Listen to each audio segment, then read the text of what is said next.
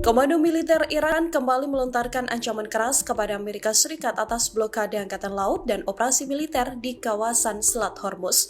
Iran mengaku tak akan lagi menggunakan persenjataan kecil dalam serangan balasannya.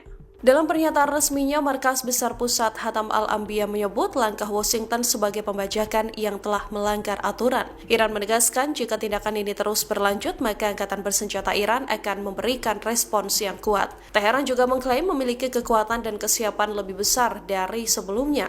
Militer Iran menyebut Amerika Serikat akan merasakan sebagian kemampuan ofensif Iran dalam perang yang belum pernah dikeluarkan sebelumnya. Selain itu, pasukan Iran disebut tetap siaga memantau seluruh pergerakan musuh di kawasan. Iran juga menegaskan tak akan lagi menggunakan senjata api kecil. IRGC akan membalas setiap blokade dari Amerika Serikat dengan serangan rudal berbobot ton. Iran juga menegaskan masih mengendalikan Selat Hormuz yang menjadi jalur strategis energi dunia. Markas militer ini memperingatkan jika Amerika Serikat dan Israel kembali melakukan agresi, maka kerugian yang lebih besar akan menanti. Iran mengakui pasukannya sudah bersiaga penuh untuk menghadapi berbagai serangan dari Amerika Serikat. Komunikasi internal antara Pentagon bocor dan mengungkap rencana skenario Amerika Serikat melawan sekutu NATO. Dua negara yang disasar Amerika Serikat adalah Spanyol dan Inggris yang dianggap tidak kooperatif. Dalam dokumen itu disebutkan bahwa Amerika Serikat ingin menangguhkan keanggotaan Spanyol.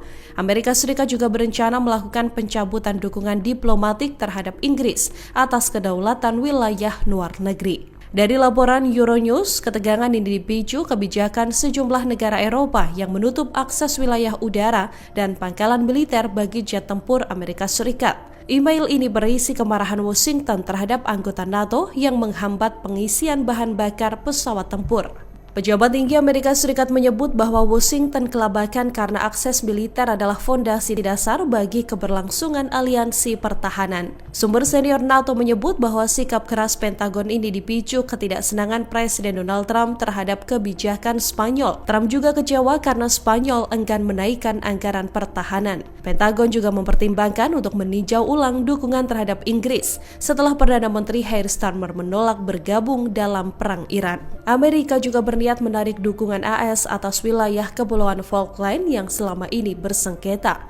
Langkah ini dinilai strategis karena Presiden Argentina saat ini, Javier Milei, dikenal memiliki hubungan yang dekat dengan Donald Trump.